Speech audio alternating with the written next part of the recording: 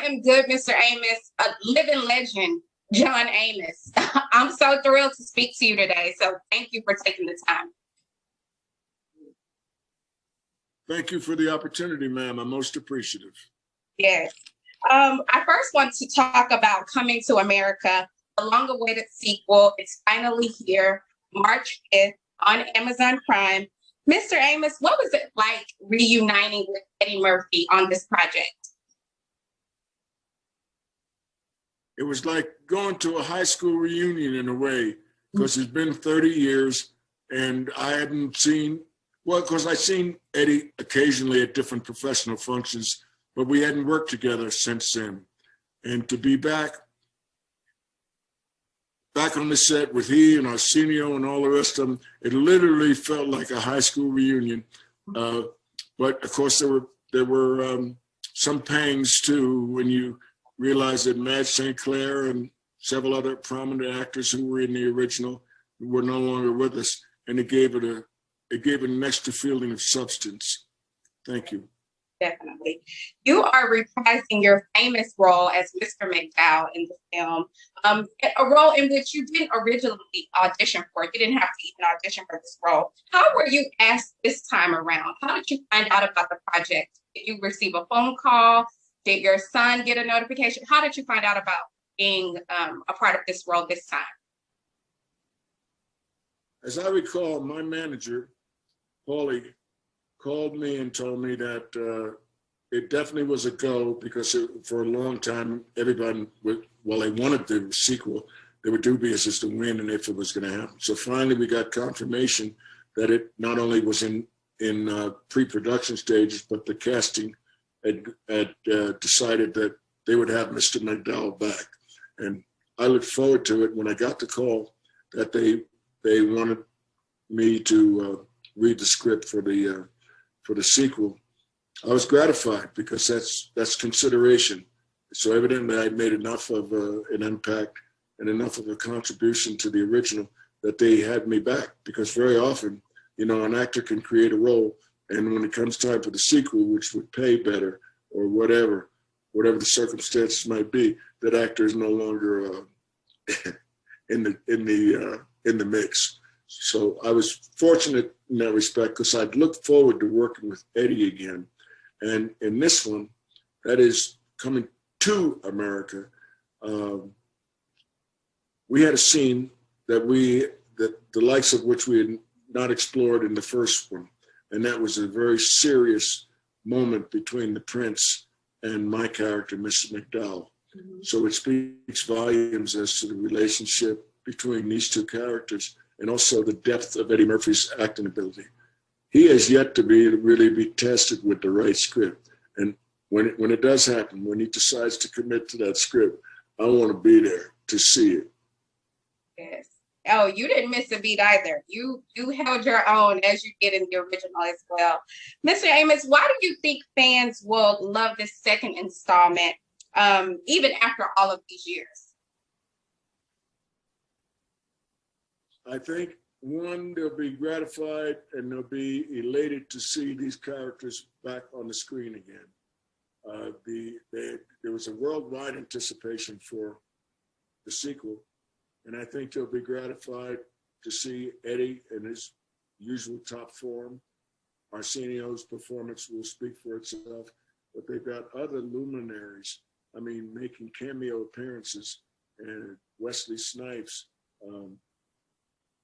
I mean, the list is endless. Morgan Freeman, he brings a certain seriousness and a certain weight to whatever it is he does.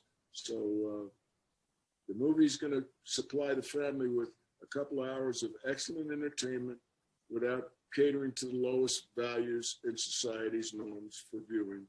And I was proud to be part of it.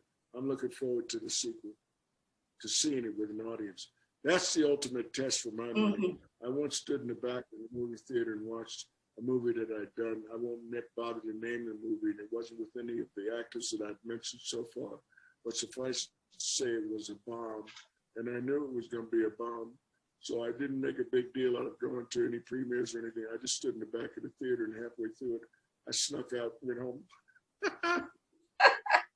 But I didn't have to do that with this one. This one, I stand up on the corner of Broadway and any other main drag and yell, yeah, coming to America too. It's I know time, that's baby, right. it's time. I know that's right. And I'll be right there with you. Mr. Amos, you played in some famous and some iconic roles. One in particular was that of Kunta Kinte in the Roots miniseries, 37 Primetime Emmy Award nominations in which you were nominated. The series won 9, a Golden Globe, countless other awards. The film is culturally cemented in American history. Roots aired in 1977 on ABC over the course of 8 days, which opened the conversation around race. As we approach the end of Black History Month and race still being at the forefront of the national conversation, have we evolved at all in terms of race in America since the airing of Roots over 44 years ago? We've evolved. Now, this is just my opinion. I don't profess to have any credentials that would qualify this as factual. Mm-hmm. But in my opinion, we've evolved, and we've evolved from a technical standpoint. That is, if when that child gets shot in Chicago now, unjustifiably, or any other part of a nation, we know about it that day. Right. Now, but have we evolved to the point of being able to take legislative action to prevent this from happening again? Have we evolved to the point that we will put those officials and those representatives at the state level, the local level, the police level, and every other level that we must to ensure that my child or your child has a chance to grow up and be a human being as opposed to being looked at as a target practice? And the bottom line is we've gone forward, but we've gone back at the same time. We're back to so many things that I went through as a much younger man coming into the industry, that I see a repetition of the same pattern of behavior and thought process in some of the older politicians and some of the more conservative elements of our society. So, as I said, we go forward and we go backwards at the same time, it seems. Backwards because now we are all aware in 3D every day as to the mistreatment of minorities in our society, Latinos, Native Americans, Blacks, you name it. Everybody's getting a fair representation of what they're going through, I feel. Definitely. We all loved you as Patriarch James Evans on Good Time. I mean, you were like my father figure on the show, right? Everybody. I think you represented the Black father for so many of us. Mr. Amos, this was the role in which you were playing the first Black father in a two-parent household on network television at a time in which representation of that magnitude had not been shown. You carried the weight of that role in representing James Evans and the Evans family. Why was it so important for you to make sure that you showed this family and other Black families in the best light? It was important enough to the point that when the show was being considered for production, that is after a successful pilot, Miss Roll, the late Esther Roll, and I had a pact. We had wasn't on paper, but it was understood. Esther Roll being one of many children in a family that grew up with very meager circumstances in Florida, and myself having had a comparable economic childhood in New Jersey, we came to a meeting of the minds. And where did it happen? My right hand to God, it happened over the fence, she on one side, me at the other, on the other rather, at the unemployment office in Los Angeles, where we had both gone as unemployed actors after the pilot was shot to collect our weekly or bi-weekly, whatever it was, bi-monthly unemployment check. And you have real dialogue with a real person when you're collecting your unemployment at the unemployment office. And we ran into each other and we had a dialogue. And I told her, I said, Esther, with all due respects, was somewhat of a novitiate in terms of television, whereas I had been working in various series and miniseries, etc., for many years prior. And I said, if my memory serves me correctly, and if things go according to the way they're supposed to, they will try to divide us. you as an actress and me as an actor. They'll try and turn us against each other. The business will. It's just the nature of the business. So that they can negotiate with you. I said, I'll be supportive of everything you want me to do. That will be my role. And so we decided that I would take the role of being the aggressor or the complainant and being the recalcitrant. And she would back me up by showing them that she could get me to cool down. That way we would have a union that was predicated on realism. I mean, I knew the game that was going to be run. I'd been in television enough through the years to be able to accurately predict what was more than likely coming our way as the show became more successful. And it was borne out, the validity of what I thought was borne out in me ultimately having to be fired from the show because I felt too much emphasis was being put on a comedic character. That is JJ. No aspersions being cast on Jimmy Walker. He was given the opportunities and took full advantage of what was offered him. But the show was losing direction. I felt we could have done so many more meaningful episodes showing the problems that Black parents were having in the Black community.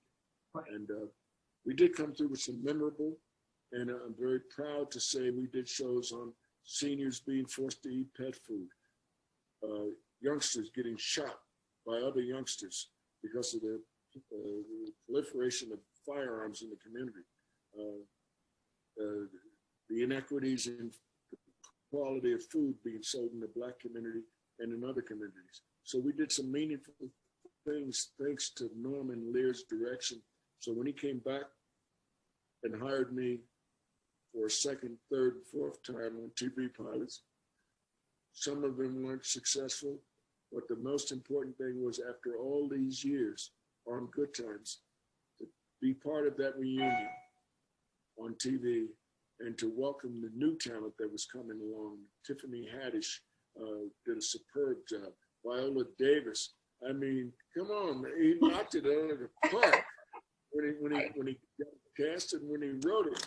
And I said, I wonder if people really see all the messages that are being delivered in this piece. You know, the fact that, it was just a wonderful reunion. It's everything you could hope for. If I sound like a Norman Lear fan, it's because I am.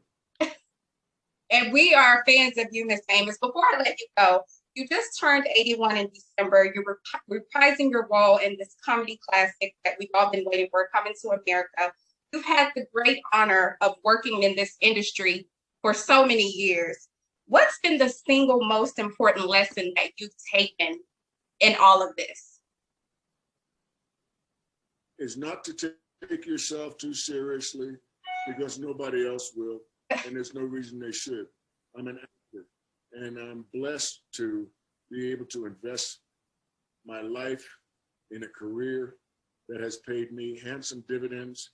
My son is an extremely competent filmmaker. In fact, he absorbed the career by osmosis just by being with me as a youngster. And the beautiful thing is he technically has far superseded any knowledge I've acquired in the course of my career in terms of the current state of the art technically. You name those terms and he can tell you what they mean. Me, you might as well be speaking Hindu-ese or something else. So the bottom line is I've enjoyed myself. In fact, I'm about to make another transition, if you would, in terms of my career. I'll be exec producing some very interesting projects, and I'm excited to be developing. Along with my son here is a technical maven. That is my producing partner. There's no question that he is a graduate of CalArts in Valencia, can attest to he's prepared, he's been ready. And that's what I tell young people today that want to get into the film industry. Get your education, find out what filmmaking is about, study those that have been successful, how they did it, and what mistakes not to make. Be prepared. Don't think that it's just about having a fancy car and being seen in the right clubs. You got to get the product out there. Use examples like Spike Lee, who, despite the odds that were against him, overcame those odds and went on to become a successful director that I admire. The Denzels, Washingtons, there's so many others. And we recently lost what I feel was a coming icon in Chadwick Boseman. I mean, I watched another one of his films last night, which I had not seen before, Ma Rainey's Black Bottom, and I just looked at the